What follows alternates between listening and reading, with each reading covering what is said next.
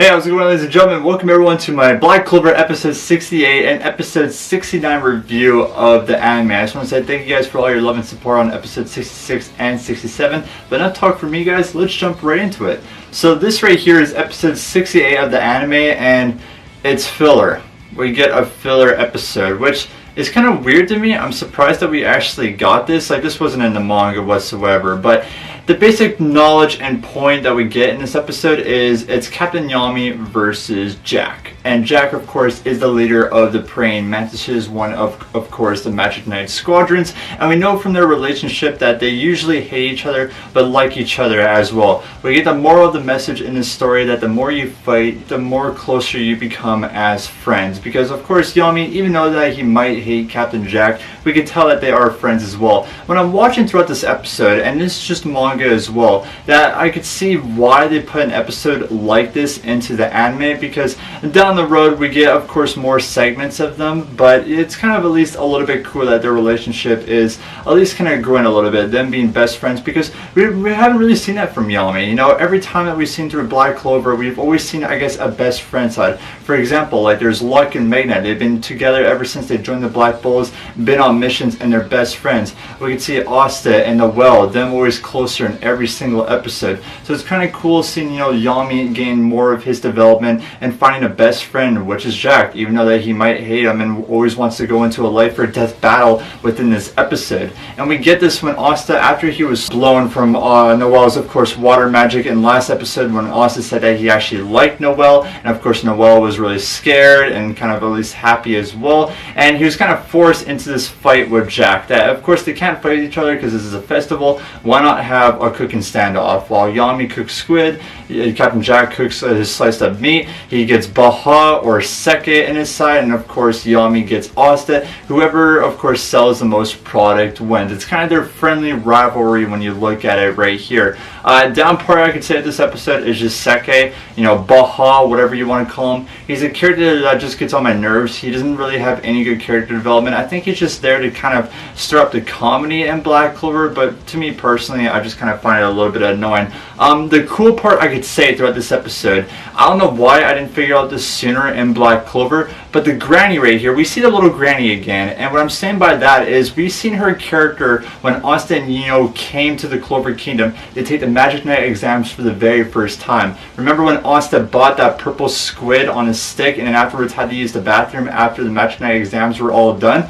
That granny was actually the Wizard King, because the Wizard King could turn into other people, like he's undercover, for example. His personality, he always wants to explore people and magic. He loves new magical abilities. That's why he's so excited to see Yuno and Asta all the time, not just because they're getting stronger, because their magical abilities, the Wizard King has never seen that before. Like Yuno and his, of course, Sylph Bell, you know, Asta and his Demon Dweller swords. So it's a really cool thing that we actually see that in today's episode. I should have saw that coming a long time ago, but I thought that was a little interesting thing. That was kind of the most hype part in the episode, to be honest, is that, of course, that identity that this little granny was actually the Wizard King this whole entire time, and the Wizard King not being up in the castle and doing business, he was actually watching, you know, I guess the Clover exams back in the very beginning. Like, he was there. He saw Yuno's power. He saw Asta's power for the very first time. That's kind of why he has a connection to them and wants to see them so bad, and of course them to go on missions to become stronger. So that's a really cool backstory right there. Even though that this was filler,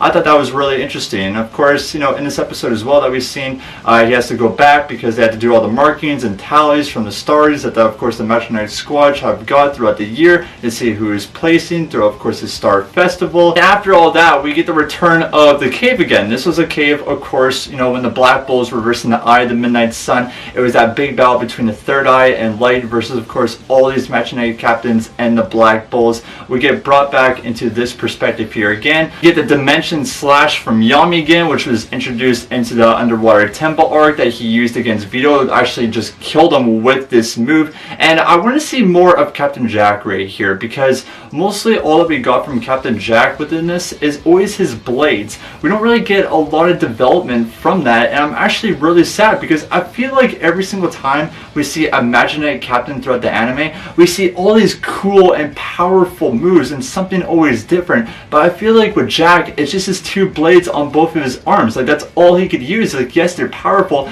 and they can cut through anything, but I want there to be more, basically. I want there to be more magic power for Jack and more development, but basically we just get those swords with them. I'm kind of bothered by that. It makes me very sad that I wish that he would get a lot more development than just his, two silk swords, two blades that he has on his arms to, fight people with. And of course, it does get stopped by the Wizard King and everything like that. And that basically was the episode. That was the filler episode. At the very end, of course, we see Asta getting blown away, not by Noelle this time. It's by Yami literally chucking him like a football, goes into the other side of the festival, sees this beautiful woman, which of course is Charlotte, the leader of the Blue Roses, which of course we've seen character development from her. If it was the Clover Destruction arc, it was her helping out Yami in the cave arc right there. So we're going to see some development of her into next episode, which is going to be episode 69. But yeah, that was the filler episode, episode 68 of Black Clover. My personal kind of rating with this episode, guys, I'm just going to give it a 6.5 out of 10. It was a little bit enjoyable. Like I said, I guess the identity of the granny being the Wizard King really caught me off guard, and it was really, really cool. Going back to the cave, which of course was part of the cave arc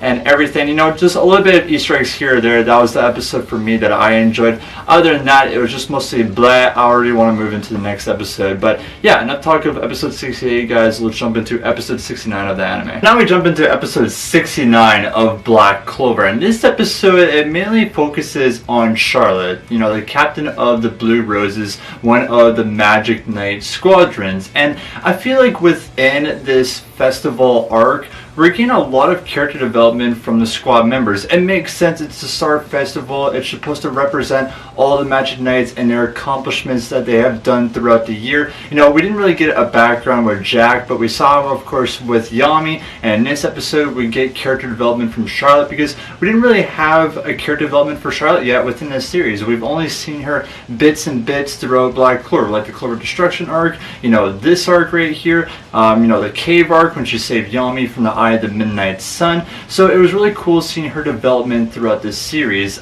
This episode in general was basically Charlotte and Vanessa from the Black Bulls are in love with Yami. All know Vanessa and her character and how she became a member of the Black Bulls that was introduced to us, and of course the Forest arc, where she lived this whole entire life. She was put into a cage until she revealed her full power, which is Rouge the cat. But Yami saved her from that and gave her freedom, and that's why Vanessa loves him. And Charlotte right here, we see her background story throughout this episode, that when she turns 18, basically, like 18, of course, adult, that's a woman, you all know that.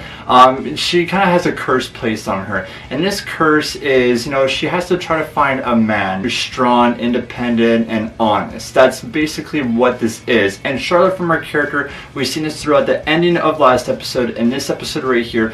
Characters like Finn, for example, will go up to her, ask her to marry them or to go out with her. She's really annoyed about it, and she had this kind of throughout all of her life when she was 18. But after, when her power was going berserk and could totally destroy the Clover Kingdom, Yami comes in and saves her. It's basically like a replica of Vanessa, just it's a whole bunch of vines instead of a bird cage. So that's how Charlotte fell in love with Yami. That's the side we give her, when she's always blushing all the time, giving Yami crap, but inside she's like, no, I want to be with him. Why is he looking at me like this? This is embarrassing. So she has two sides to herself. So it's pretty interesting that we have that. Another character, Soul, her right-hand girl, that's always like with Black Clover and with the anime. It's like, for example, the Vermilion side, if it was Leo, and of course Leon, his brother. There's the Praying Mantises with Seke and Jack. You could say Yami and Asta. There's always the two sides of that. So Soul is always beside,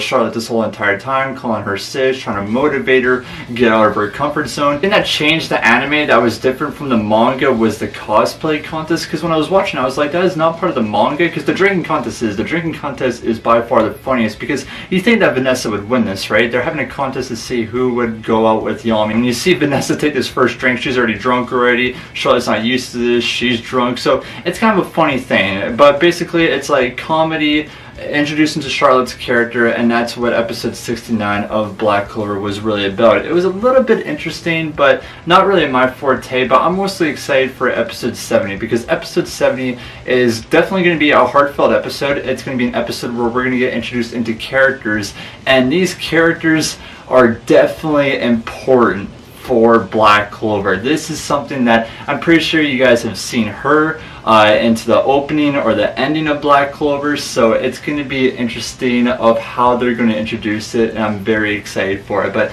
episode 69, you could say it was like a back and forth one. It's an all-around fun episode. If you like Charlotte's character and want to find out her backstory, this is the episode for you. If it's comedy like Black Clover, I think you guys will enjoy this here as well. But it's mostly just pale. It's mostly just like kind of hyping up for the main plot of the festival, which is happening, of course, in next episode. But rating for this episode in general, guys, I'm probably going to give it a 7 out of 10. It was a fun, enjoyable episode to watch, but it's definitely not like up there of the best episode of Black Clover. But yeah, hope you guys all enjoyed my episode 68 and 69 review here of Black Clover. Of course, leave a like, comment down below what your guys' favorite parts throughout this episode, and subscribe to the channel. That'd be greatly appreciated. But either way, guys, we're finally back here now, one episode at a time. I promise episode 70 is going to be coming to you guys here very shortly, and hope you guys all have a wonderful day, and of course we'll see you guys, of course, in the next Black Clover review.